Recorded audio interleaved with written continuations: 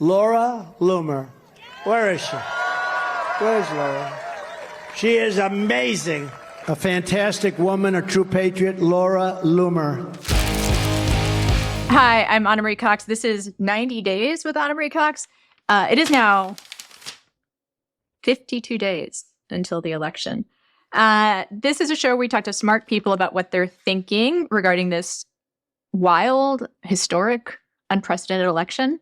And one of the smartest people I know is Jane Coaston, my former coworker, now the host of Crooked Media's What a Day, also a contributor to CNN and New York Times. But Jane, thank you for taking time out of your busy schedule to talk to us. Absolutely. Anna, it's crazy. I just was trying to think of the last time I saw you in person, and I realized it might have been election night 2016. No, actually. Okay. Wait. Texas Tribune Festival a couple years ago. Oh, thank God. I was like, it can't possibly have been that long, and that can't possibly have been the moment. That's so good. I think we can put a pin in that moment because there's some instructive things to draw from that experience. But first, let's go right to today. Mm-hmm. What are you thinking about? Like, what are you noticing? Like, in all of this coverage, this sewage line of media, what stood out to you? Well, I think there are three things. And one of them, you know how, like, you're not excited about being right? This is more of like a Cassandra moment, like where nobody listened and then she was right. And I don't even think she got to enjoy it. I'm not 100% up on my Greek mythology. There has been a lot of writing, especially on the right, because that's where I focus and where a lot of my attention has been for the last 10 years or something like that, where all of these people are like, there's something wrong with the American right.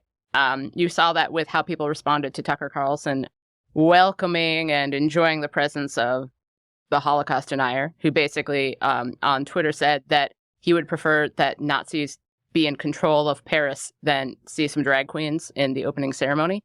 And all of these, people on the right are like, I can't believe this. How did this happen? And I've just been like, I fucking said.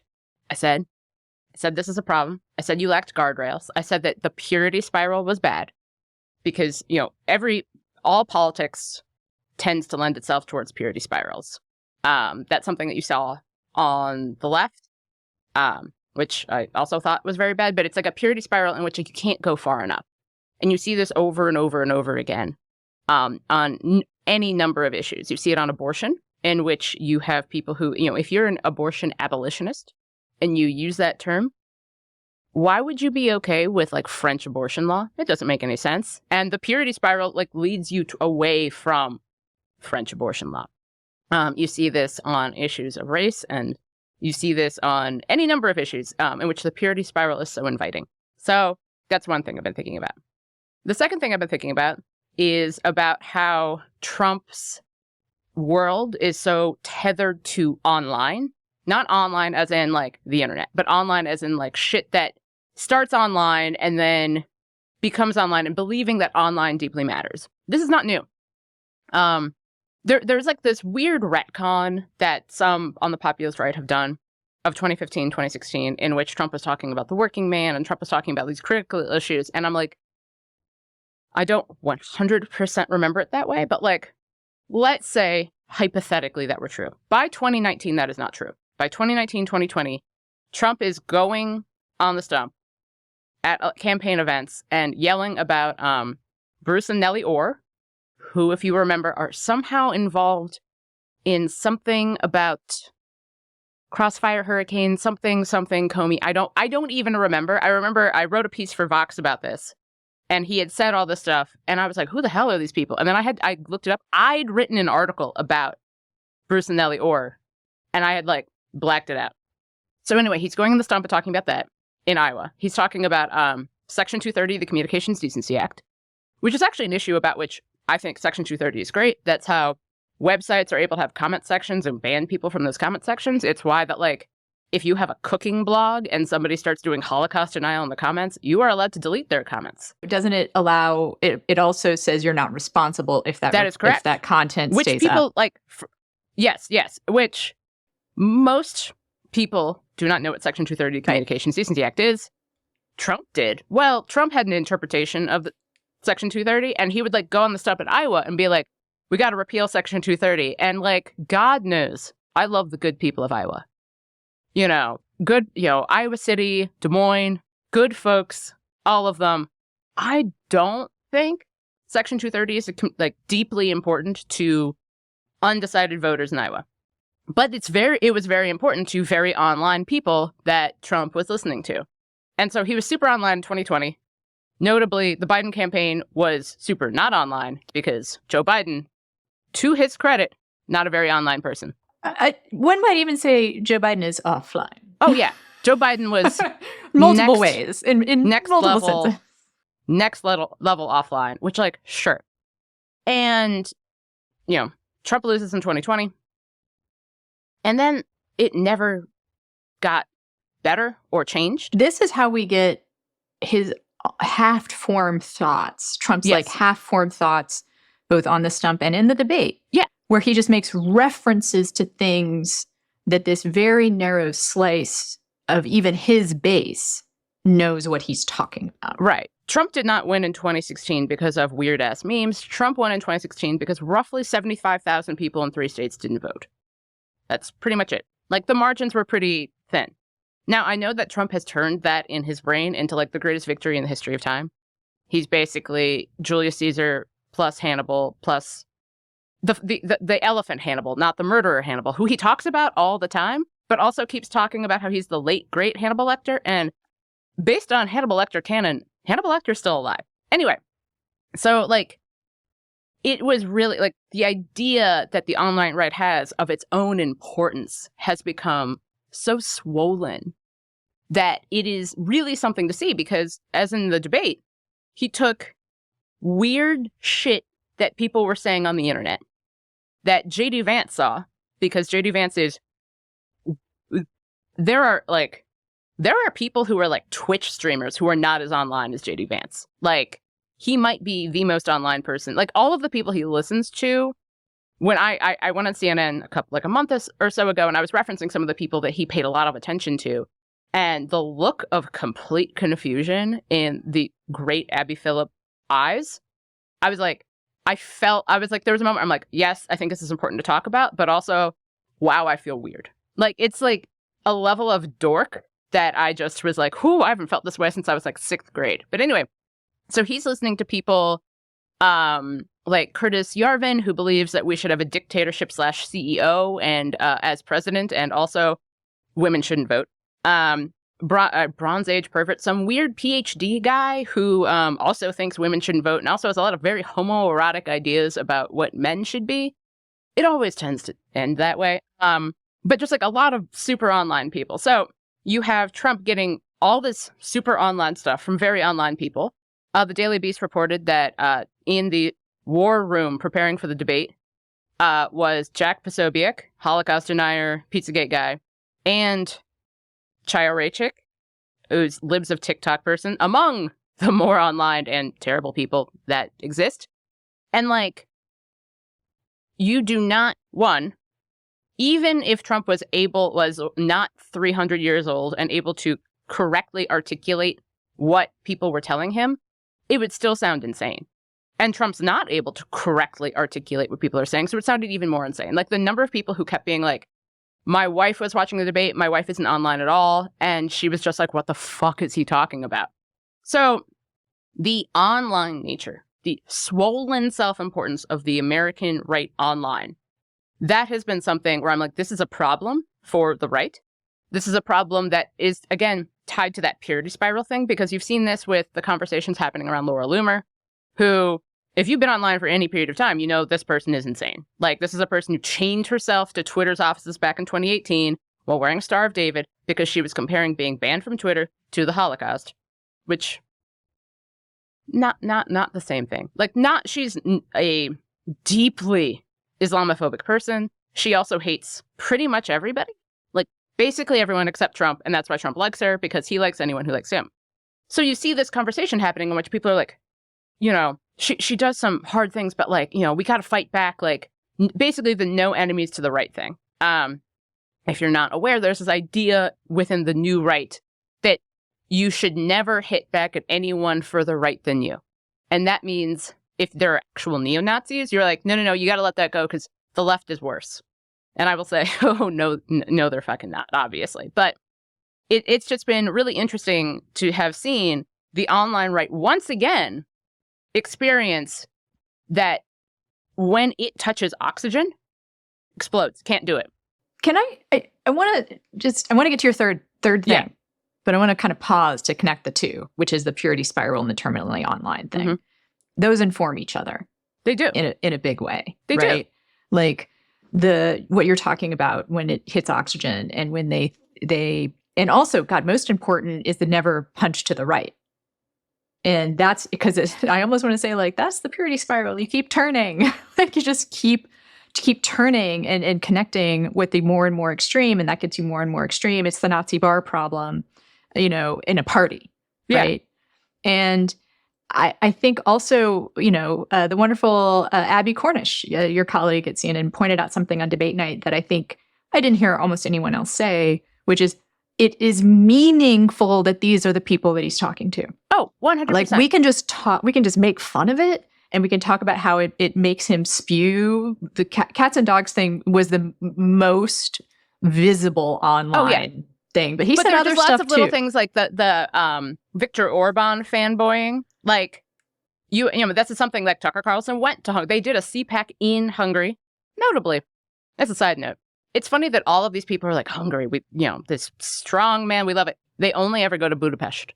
Nobody is ever going to like rural Hungary. And they're like, no, we want to go to the beautiful cosmopolitan giant city. And I'm like, yeah. How interesting. But there's like a lot of little internet things. But like, it is interesting also, like, as you were saying, that like, he doesn't want to talk to, I'm aware that basically any Republican who existed before 2016 is anathema. Like, Paul Ryan doesn't exist anymore. I'm like, he grew a beard. He's somewhere. I think he's at like AEI or something. But like, it is interesting that when Trump wants to listen to somebody, he does not want to listen to like, I don't know. Well, obviously he doesn't want to listen to Mitt Romney. He doesn't want to listen, like, what he wants. And I can't tell if it's just because the online right is the most likely to do the whole God Emperor, you're so amazing, we love you, if only the little father knew thing. Or if Trump genuinely is like, well, between batshit insane and like moderate and boring, I choose batshit insane, or if both. I think this is a question that I think it almost isn't worth getting into, except I wanted to point this out about this purity spiral having a both in left and right direction. It matters what purity you're talking about. It matters where you're defining like the ideals of the group that you're a part of. Because I do think ultimately Trump is a nihilist, just an egotistical nihilist. And I do think there is a world in which he goes left, like because he's just self-serving, right? No, there's a bizarro world version, like the guy who wrote a actually very cogent letter about Pat Buchanan's anti-Semitism like 20 years ago. There's a version of that person who is Mark Cuban. Yeah, who's not like a leftist, but like there's a version of that person. I agree. Yes, but he didn't. Nope. And that's why didn't. He's gotten more and more extreme. I think the purity spiral that goes to the left winds up being unable to completely connect that little curly Q, because the ideals that are being pursued are inherently pluralist. Like, there's purity tests. Right? There are purity tests. Sure. I also will say that there is the thing that I've seen on the left is that the idea, and we don't have to get too deep into this, but I think about this a lot, like that the purity spiral of the left is kind of like a political hipsterdom that just kind of like victory would prove that you were weak and that you gave up.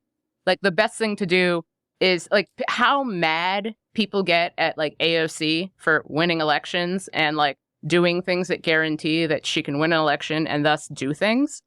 Like, it's like, why would you do that when you could lose elections and post a lot? Like, or the same people who are like, voting doesn't matter. What would matter is setting fire to a Walmart, which I also will not do. I mean, I understand setting fire to a Walmart. Don't set fire to a Target, goddammit. Like, that is where I would draw the line. But I guess the point I'm trying to make is like there's just a different like the goals that the left is pursuing for the most part tend to be ones that open rather than close, right? Like if you're I feel like maybe I've just experienced a lot of tankies recently. Like I've experienced like a lot of tankies. so with the tankies, who we should probably say like those are basically like Leninists, like some outright Stalinists, a couple of Maoists, which I've just been like of the politics I'm going to like latch on to the let's kill all the sparrows and kill just millions of people guy. Not really it, but no, there are. I think that the thing tanky, it's a very online phenomenon again, but it is people who to me have a again, it's like the purest of politics. Like imagine like being a Leninist in America is basically saying I am too good for your politics. I've come up with one of my own. Especially because tankies also seem to be disconnected from the historical legacy of what Leninism, Stalinism, Maoism, Peronism looked like. And like there's an online joke because I've actually seen people say this basically like, oh, under full communism, I could go to art school. Like, and you're like, look. Which is like so leftism at the end of a gun. Like right, if you want to exactly. make it real, like it's like the re-education camps. It's actually tanky is like the worst night is when the right talks about what they think socialism is. Right. They are talking they about think they're talking about tankies. Yes. While the left, when it's like the worst thing the right can be, you're talking about like JD Vance. Yeah. So or like I guess the people JD Vance hangs around with. Yeah, I'm just trying like, and when I said also like, I think a difference is that the ideals, the purism that's happened. I mean, it's like it's less purity than radicalism. Like I do think some of it is based on policy. Like if you are going to a radical place with liberation, like it is, you can get to tanky, but your very value system says I need to listen to people who believe something else than me. You hope. Well, sometimes. You hope. But also there is a lot of punching to the left. Like, oh, yeah. No. We punch to the left really fucking hard. But it's and that puts a limit on the purity spiral. Which I think is a good thing. I think that it is I think that it is good. I think it is good for us because I think that there's a sense in which so many ideas from the left, again, like there is something to be said about ideas from the left that people will discuss, and then they will open it up to the communities represented by the left, and those communities will be like, I would rather not do that, thank you.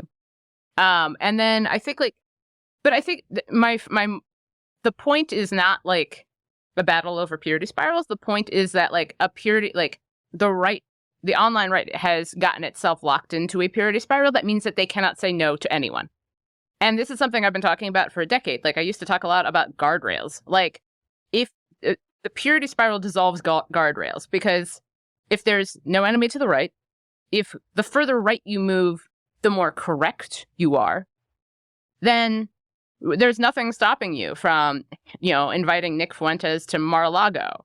There's nothing stopping you from hanging around with people who want to repeal women's suffrage. Like there's no bar.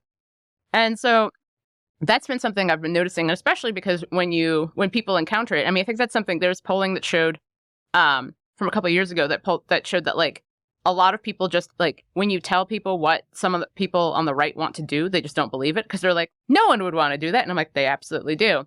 But I want to get to the third thing I've been thinking about a lot. And that is how elections work based on the interpretation of how elections work.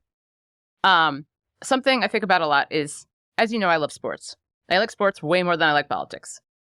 And I keep saying that, like, politics is not sports. Politics is the path we take to get to policy. Policy is good. Politics is bad. And the people who want this to be a horse race, I wish they would just go cover horse racing. Now I'm aware that horse racing is kind of a dying industry with a lot of its own problems, but, like, you can go cover that. What you shouldn't do, to me, is do the thing of like, well, Trump said that shoplifters should be shot on sight, but Kamala Harris seemed a little unclear about her views on earned income tax credits. So who's to say? And I think like that's been, I've noticed a lot of people pushing back on that, and I think that that's a good thing. I will also say that it's been interesting because you see people who, and I don't really like election season.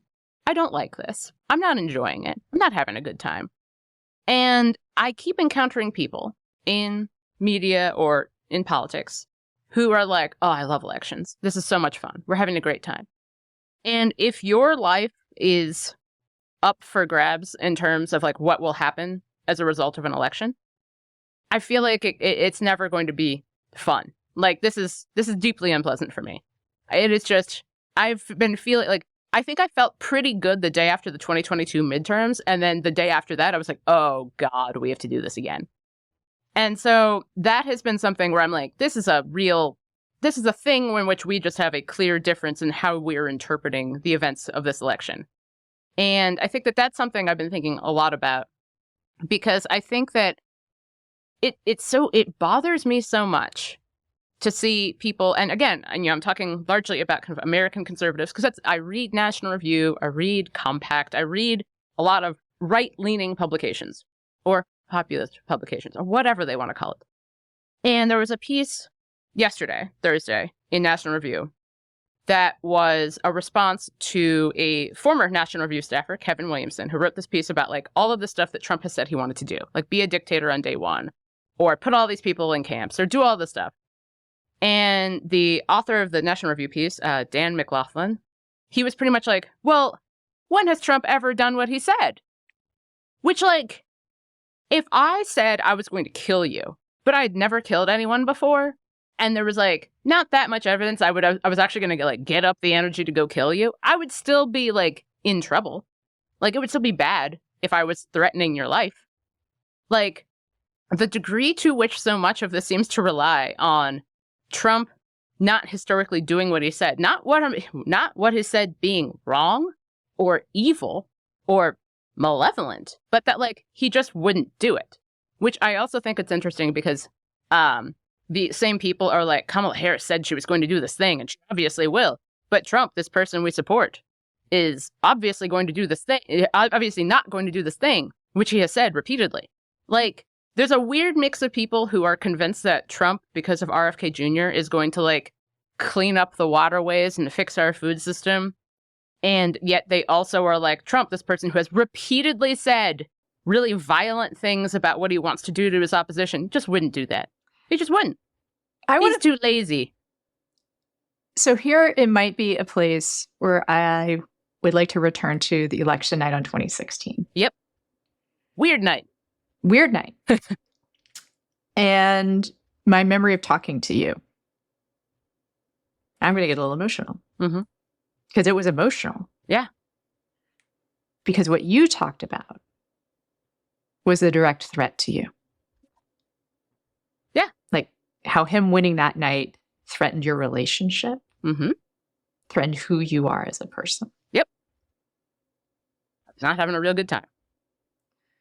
And I think, to me, it wasn't just that. It was the people who were so excited about it. It was the people who still are deeply disappointed that people like me and my family did not wind up in camps. And I'm aware, like, again, this is part of the challenge of experiencing a lot of people's politics through, like, the worst possible representatives of those politics. It just so happens that, like, those people keep getting, like, selected to be vice president or be Donald Trump. Like, it was a real experience of just like how other people's interpretations of Trump are still so different from like what he has said and what the threat would be to me and to others like me.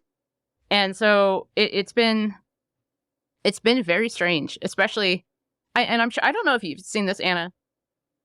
Do you see a lot of people who seem to forget that he was already president? I feel like sometimes people covering him forget that. Like, people are like, oh, he wants to do this thing. And I'm like, he did. We did this. Like, I think that's been the crazy thing. One of the many crazy things is just like an experience of the Trump administration in which Trump is never president. And it's interesting because you can tell Trump kind of thinks that way too. Like he's still doing the I think one of the funniest lines from the debate was the whole concepts of a plan thing, because he was talking about healthcare. And if you recall, going back to 2015, he was like, we're going to have a big, beautiful healthcare plan. We're going to have healthcare for everyone. And there were people who I think are idiots who were like, he said that? And then he tried to repeal the Affordable Care Act. And it is only because of John McCain that that did not happen. And notably, the lowest polling points, I think my former colleague Matthew Iglesias points this out a bunch. Trump's lowest polling while president was passing that giant-ass tax cut and trying to repeal the Affordable Care Act. Those were his two lowest polling points while president. And now it has been 9 years. 2015 was 9 years ago. And he's still like, I'll come up with something. And I'm like, bitch, what have you been doing for 9 years? We've had like 4 John Wick movies. Like, a lot has happened. I was thinking about this actually. I was driving back from dropping my dog off at daycare this morning and thinking about our conversation. And I thought about how one thing that we did when we were at MTV, and I want to say you and other of my colleagues at MTV were people who saw Trump coming in a way that I think I, as a person who wasn't personally threatened in a as direct way, like didn't understand until I was kind of talking to people about it. But I do remember, once we started really thinking about what would happen, like I wrote something that was like, stop covering his talk about immigration and building a wall as though that was a policy proposal that could happen, right? Like, yes, it's a threat and we should take it seriously as a threat, I suppose, but it's also promising a pony. It's also like elevating hate speech by treating it as a policy proposal. Right. No, it's like it's hate speech, but also like if you're running for president of your 6th grade class, like yeah, and more he's still doing that. He's still doing vaporware promises. And I think that's been why talking about Project 2025 has been so important and so worthwhile, because all Republicans know, everybody knows that Donald Trump will generally, if you say nice things to him, he will generally, outside of some specifics, agree to whatever it is you suggested. Like there were people in 2017, 2018 that were like, Nancy Pelosi should just be super, super nice to him and he'll give her anything she wants, which I don't think is inherently true, but that's more because of how Donald Trump feels about Nancy Pelosi. But like there was a degree to which, and you see it with how Heritage talks about him and how other people talk about him, that he is a tabula rasa upon which you can project whatever you want. And that was the entire I've been writing about this for years, that there is no such thing as Trumpism, because Trumpism is just what people project on him, their deepest desires and biggest fears. And the main things that Trump has actually been pretty steady on is his beliefs that tariffs can solve all of our problems. And let's see, Bloodsport was a good movie, which I will say it's a pretty good movie. But like the degree to which he is a vessel, and everybody knows this. Like people, like that's why everyone gets so upset, understandably, when he's like hanging around with crazy people, because everybody knows that Donald Trump, if he hangs around with crazy people, he says crazier things. It's like that Anchorman thing about like whatever you put on the teleprompter is what he will say. And so I think that it's been interesting because the Heritage Foundation, especially under new leadership, it's funny because they had a black president, Kay James, which was actually quite nice. And then notably, they like removed her, brought in Kevin Roberts. Kevin Roberts was like, we will have a second American Revolution and hopefully it's not bloody, which is like really gross to say, but also hilarious for the Heritage Foundation. I'm like, what? Like, how many units do you have? I've been to the Heritage Foundation. Very nice building. The military prowess of the Heritage Foundation I'm not really into. But like Project 2025 was not just a promise of a plan. Because a lot of the plan of Project 2025 is just like, we don't like this thing. We should ban pornography. pornography is defined by whatever we say it is. Also, we count anything about trans people as being pornography, so that's what we said. It's also a hiring plan. It is also the idea of hiring thousands of people and compiling lists, which are already being compiled by Heritage and by the America First Foundation and a host of other groups, to put people who agree with whatever they decide Trumpism is, and it's going to be decided by Heritage or America First, not by Donald Trump, into federal office, federal power. And so I think, like, it's been, the thing about all of that is that once you understand that so many things that none of us want are possible because Trump is a vessel for those things, the more, like, it becomes so important to talk about not just him, but all of the people around him and all of the people who have the ability to influence him. Because if you agree that he is a highly influenceable person, and even the people who think that he is, like, the greatest person in the history of time will agree that he is highly influenceable on any number of subjects. I mean, this is a person who was, like, he selected J.D. Vance as his vice president because he got yelled at by his kids to do so. I think there's this interesting way in which the media, whatever, traditional, old school, credentialed, Ari Melber called it, plays into this because this is the sane washing, I think Parker Molloy called it, where they treat what he says as his policies as just like, oh, that's just another promise. We'll see if he keeps or not, right? Like when he says stuff like, I'm going to, he says that he supports IVF and he's going to have the government pay for it, or he says like he's going to, that's why the concepts of the plan thing was really powerful, is because it was like a time where they're like, we're not going to treat that as just another campaign promise, right? We're going to just see what you will actually do. Because I think sometimes reporters can kind of pride themselves on, oh, we're covering policy now, but it's not actually real. So it's like covering the promising of a pony, right? It's covering vaporware. It's Elon Musk. Oh my God. It's saying Elon Musk is going to put chips in people's brains and let's see what happens. Not like this is impossible. And if it happens, it's bad. And that's why you look, but I think this somewhat applies to all candidates, which is that the specific policy programs need to be examined in terms of whether or not they can happen and not whether or not, and not necessarily whether they're a promise to keep or not, but also it's the value systems and the people behind them, because that's what creates actual policy on the ground. Like, it's very hard to predict policy. You know this. But you can predict with fair amount of certainty what people's values are, what motivates them, and then who they hire and where they put their money. Right, exactly. And I think that that's been something, the moment in which Trump decided that he was going to have J.D. Vance as his vice president, that told us a couple of things. One, he believed firmly what he has always believed since 2016, that he won in 2016 because he activated his base. When I think people use the term base in a lot of different ways, but what I mean when I say it is like, not just people who like listen to one or two songs of the artist, but people who go to the shows and buy the merch. Like the people who are like, I'm all in on Trump, not the people who use him for transactional purposes. Those people, a lot of those people wound up being all in on him, but anyway. But he has been convinced that what you need to do, like that there is this untapped vein of people who already like him.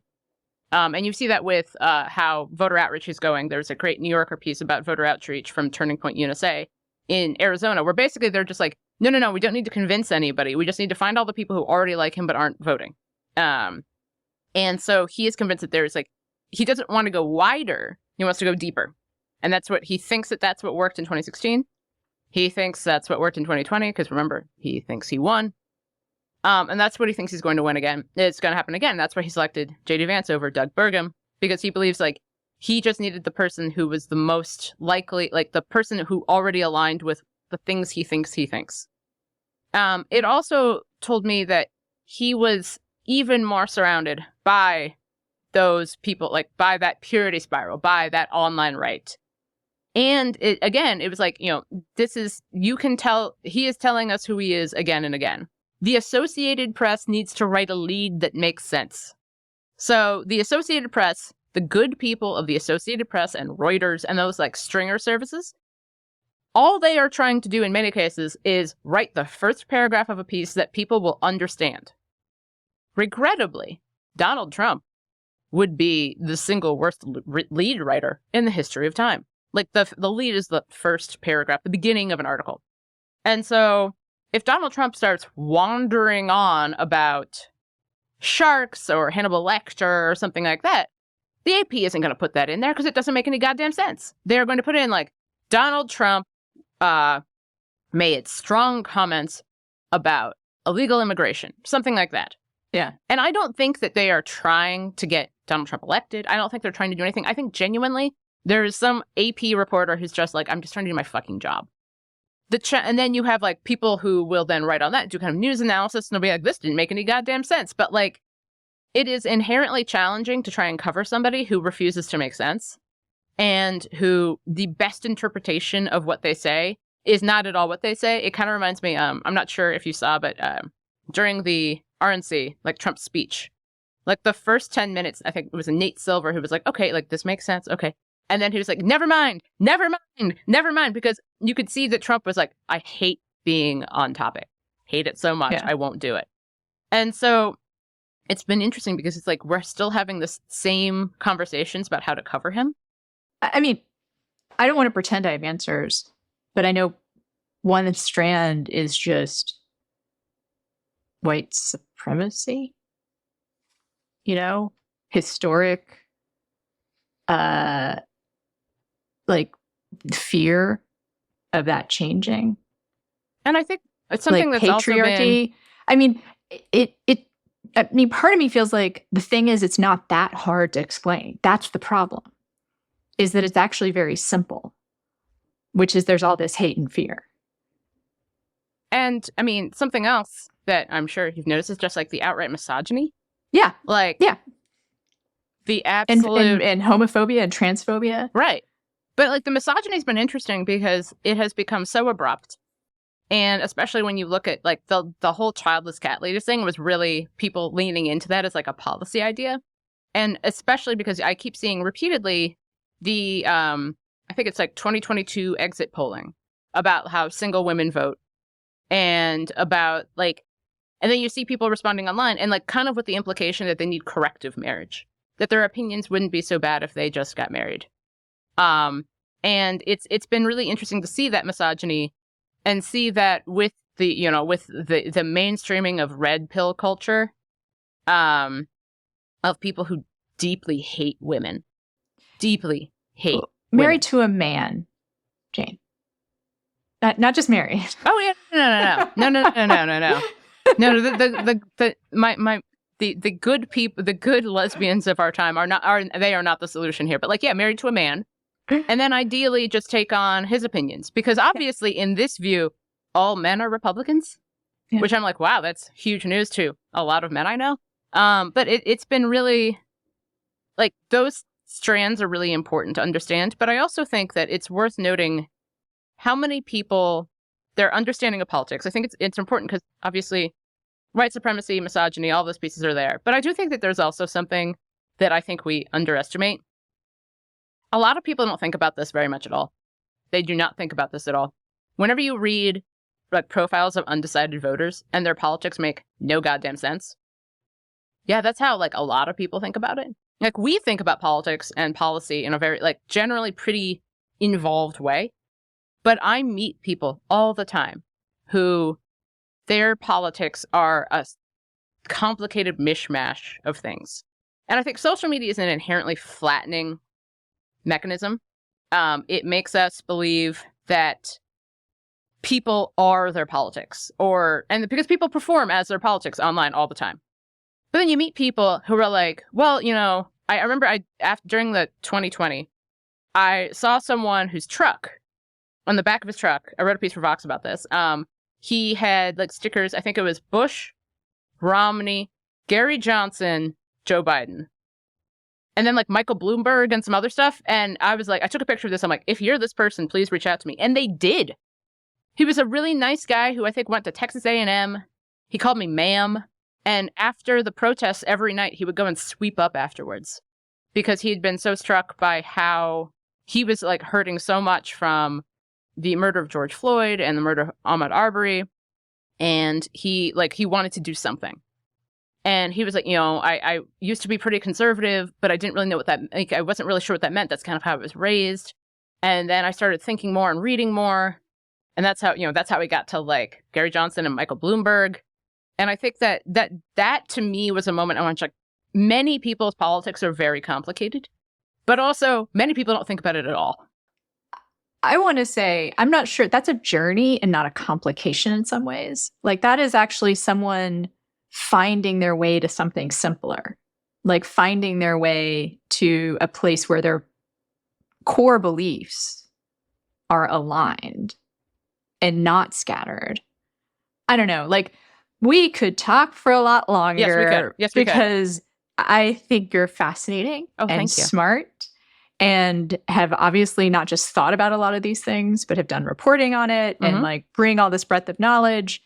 And that is why you are the brand new host of Crooked Media's What a Day and a contributor to CNN and New York Times, lots of other stuff. People can follow you online, unfortunately. Yes, they can. They can. You can find me. I'm findable. It's fine. And I will remind people that this show comes out on Tuesday, Wednesdays, and Fridays. If you're listening to it, you can also watch it as a YouTube channel, which is youtube.com/@90 Days with Ana Marie Cox. That's 90. If you're watching on YouTube, you can find it as a podcast. Like, subscribe, rate, review, tell your friends and neighbors. And we will be back next week with Jason Kander, who is a former Withy Senate candidate. Do you remember, Jane? Missouri? Yeah. Yeah, Missouri Senate candidate who stepped away to deal with his own mental health struggles, but now is kind of more back on the scene, has a lot of smart things to say. And Jane, thank you. Until next time. Thank you so much for having me, and it's great to see you. Out of nowhere, after the debate last night, Taylor Swift endorsed Kamala Harris. What do you think? Well, I actually like Mrs. I actually like Mrs. Mahomes much better, if you want to know the truth. She's a big Trump fan. I was not a Taylor Swift fan.